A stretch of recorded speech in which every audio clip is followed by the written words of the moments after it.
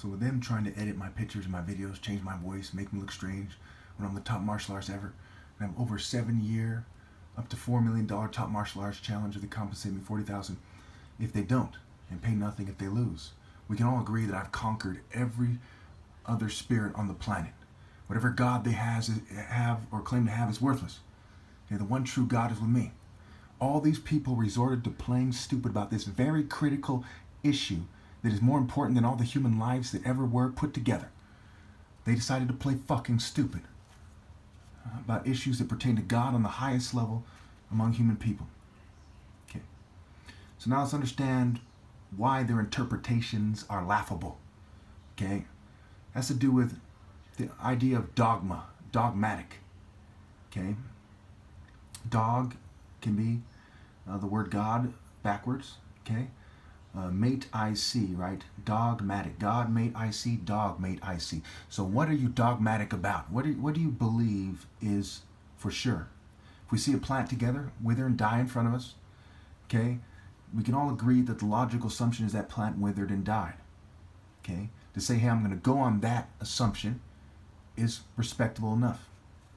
The people who say, no, it's a matter of perspective and start talking all crazy and trying to confuse you and they're controlling the money and turning people into sex slaves, they're called bitch-ass motherfuckers. And everyone playing stupid instead of facing them with moral precision is going out like a bitch. That is something that I am 100% certain about. These principles of honor and masculinity and truth and being a warrior and so on and so forth. So we look at the idea of the story of Amen and Shu.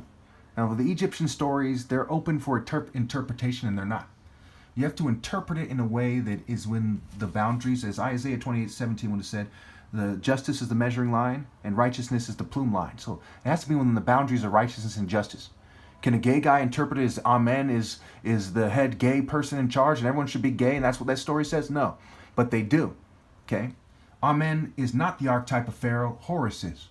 But we can look at this as an average person who is scared to do the right thing. Shu is trying to beg him to come out of hiding so he can support Pharaoh and do the right thing. Okay, so there's a flays a goat, right? The Baphomet, the goat represents adversity and so on and so forth. Okay, so there's a lot of different ways we can look at this story. Okay, but there's only one true way, and it's what is the highest interpretation. That's the true interpretation. Okay, with that in mind, let's consider how people are ill.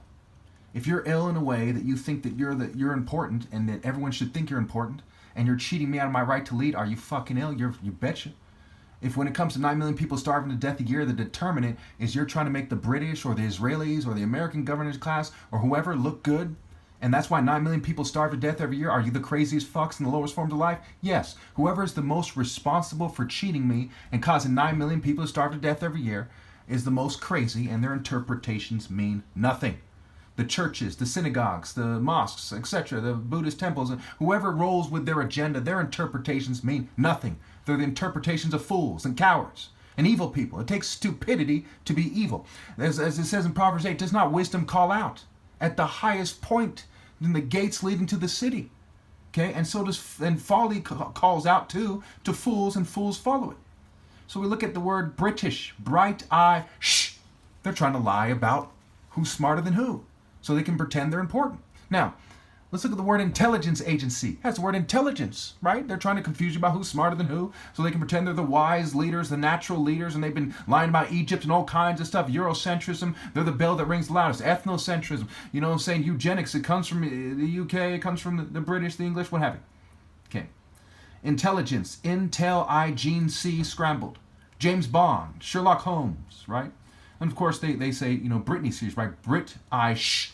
Say don't tell them that, you know, some of these people are obviously stupid, like Britney Spears, right? Brit I shh. They love doing this kind of wordplay stuff. They build on wordplay for generations. Celebrity, that's what they call magic spells, right? They're building on the magic spell, even though what's going on is obvious disgrace. In fact, they came up with the rhyme and reason of embrace the disgrace. Race, grace, no grace. Embracing the disgrace is what they're doing.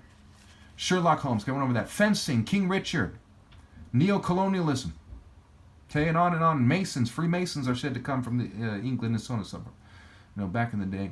And of course, some people say, oh, they came from Egypt and da da da da da. at one point when they really firmly emerged in popular culture was in England and so on and so on. Okay, so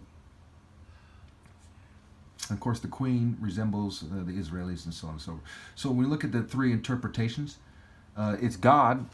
I'm interpreting on behalf of God. Everyone else is doing it on behalf of Lucifer and Satan. The people who are self-proclaimed Satanists are saying, hey, they're obviously Satanists. Witches, New Age people who call themselves Satanists, Goths and so on, they're obviously Satanists. The people who pretend that they're not and they do all this magic spells, they know I'm a decent white citizen in America. Yes, we work for the state. Excuse me, ma'am. And they pretend they're decent people. Horrible. The lowest forms of life are people that pretend to be righteous when they're on board with the devil's agenda.